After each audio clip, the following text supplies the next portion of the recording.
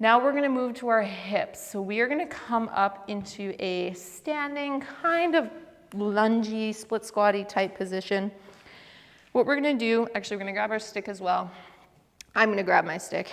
I recommend doing this in front of a wall if you have a wall accessible to you, or a pole or something like that.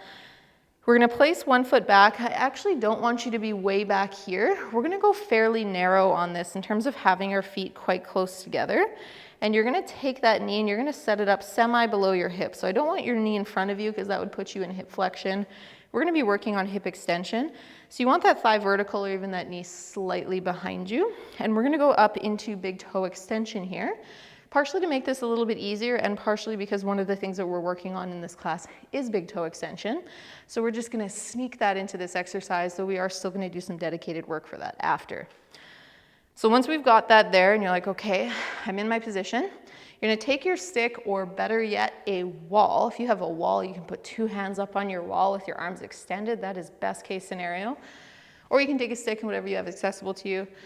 And you're gonna tuck your tailbone underneath you and think stay tall to see if you can get a stretch through the front of your hip. Now again, I actually don't want you to borrow from your lumbar spine here, so much like with your thoracic spine. I said let's be careful that our lumbar spine isn't kind of joining the party here. Same thing here, so I don't want you going like this. We're not doing spine extension anymore. I want your spine to be fairly chill. I want you to drive this by rolling your tailbone under you and trying to lengthen through the front, rather than going into spine extension on me. Once you've got that, if you tinker with this for me, kind of humor me for a minute. If you've got a wall in front of you, I want you to actually push into the wall to create space between your shoulder blades while you exhale. If you don't have a wall in front of you, you can use your stick. You can use your hands on your stick, or you can just put that hand, your right hand, the side that you're stretching, on your stick. And as you exhale, I want you to think, reach your shoulder blade forward and make your sternum go backwards. Okay, so we're not flexing like we did on the last one, but see if you can make the top part of your rib cage go back a little bit while keeping your hip right where it is. Now that increased the stretch in the front of my hip for me, and you might have noticed the same. So now I'm gonna try and hang out here in my stretch, and we're gonna borrow that same technique later when we do our rails. So just gonna hit the save button on what we just did there. As you hang out and stretch here, and you kind of enjoy that stretch in the front of your hip, I'm gonna talk you through what our pails and rails is gonna look like. I am gonna leave this position. I want you to stay in this position the whole time so that you accumulate time stretching. Pails, fairly simple. You are going to drive your foot into the ground as if trying to swing that leg forward, but I do not want you to change your hip and pelvis orientation. So all of this business stays exactly as is. Again, if I were watching you do this, it should look like I'm watching a photo, not a video.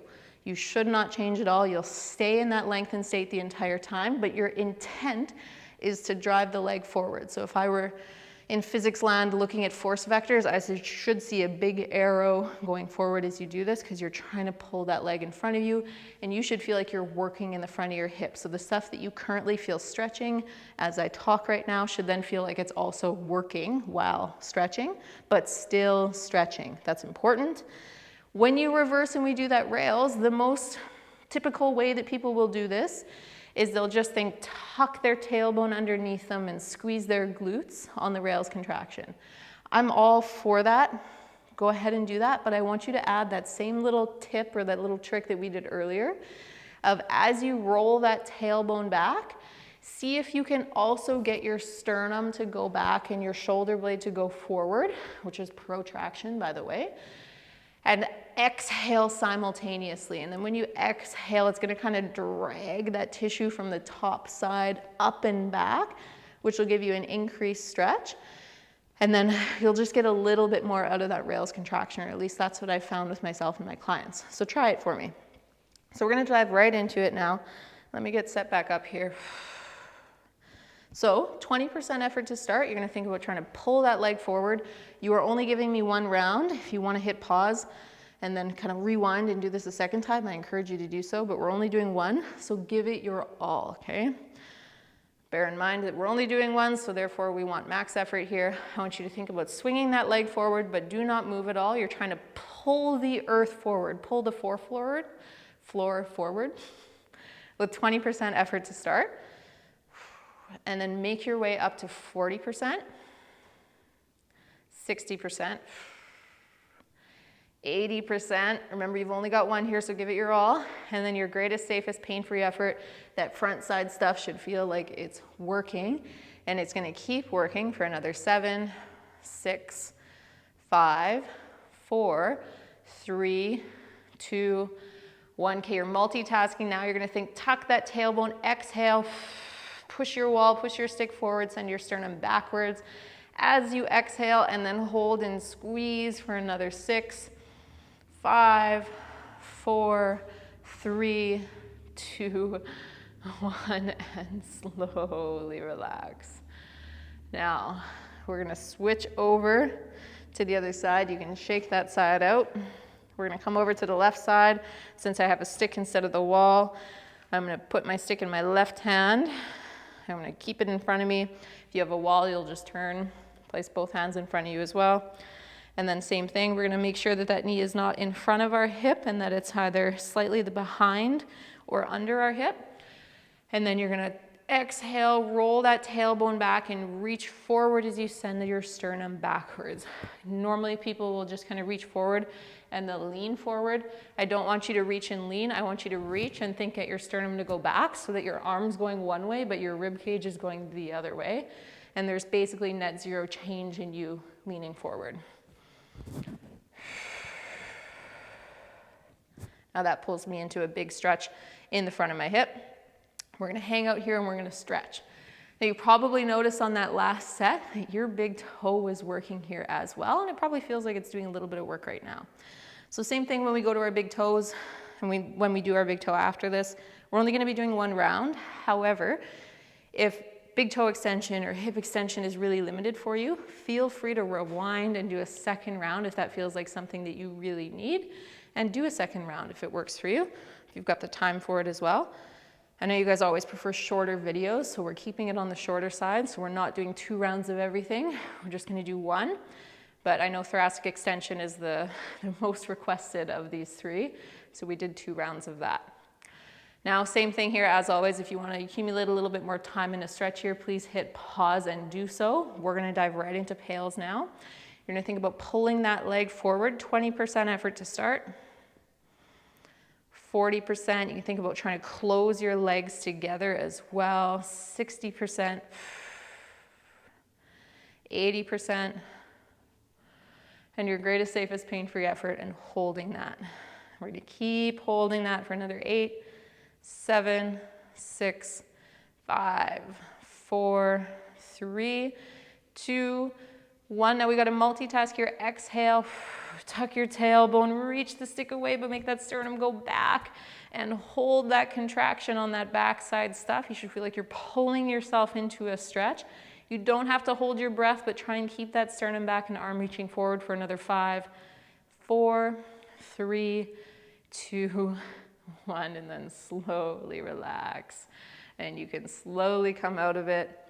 You're then going to join me in a half kneeling position. You can use your stick, your wall, a piece of furniture for balance if you'd like here. We're going to go right knee down. I want you to set up, again, not with your knee in front of you, but with your knee underneath you, not in a ton of spine extension, but staying fairly neutral through that spine. We're biasing hip here. Hip forward. You can do that same little exhale reach with your stick or just with your arm. Sternum goes back. Should feel a big stretch in the front of that hip. Now we're going to maintain the stretch in the front of that hip, and we're just going to add a little bit of pelvis on femur rotation here. So keeping my knee in place, keeping my spine the same, I'm going to imagine a laser coming out of my pubic bone, and I'm going to try and point that laser towards you. Then I'm going to do the opposite, and I'm going to maintain that hip extension, but I'm going to try and point that laser at my front knee in the other side, or on the other side. So what that would look like from the front, I'm going to maintain that hip extension. I'm going to point my pubic bone towards the left side of the room, and then while maintaining that hip extension, I'm going to try and point it over to the right side of the room. Really slowly, just tick-tocking your way back and forth and fighting to maintain hip extension the entire time. Pelvis turns to the left Maintain hip extension, maintain hip extension. Pelvis turns to the right. So again, that laser coming out of your pelvis should be tick-tocking to the left and then all the way back to the right. Then we're gonna switch to the other side. We're gonna throw our opposite knee up. You're gonna do that same little kind of tuck of your tailbone. As you exhale, form, you reach your arm forward, but get your sternum to go backwards. That should bring you into a big stretch in the front of that hip. You're gonna maintain that stretch or maintain that hip extension. And then same thing here, imagine that laser coming out of that pubic bone. You're gonna turn it to the left while maintaining hip extension. And then you're gonna turn it over to the right, fighting to maintain hip extension the entire time.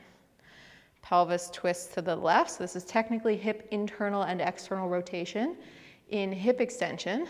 However, you're driving it via your pelvis rather than driving it via your femur. So your leg bone's staying fairly stationary. It's mostly your pelvis twisting on top. You need to be able to do both. You need to be able to move your femur on your pelvis, and you need to be able to move your pelvis on your femur. But most of our exercises in most mobility drills and whatnot are kind of focused on the former, and sometimes we forget about the latter. So we're just layering that in here. Give me one more back to the left. Lovely.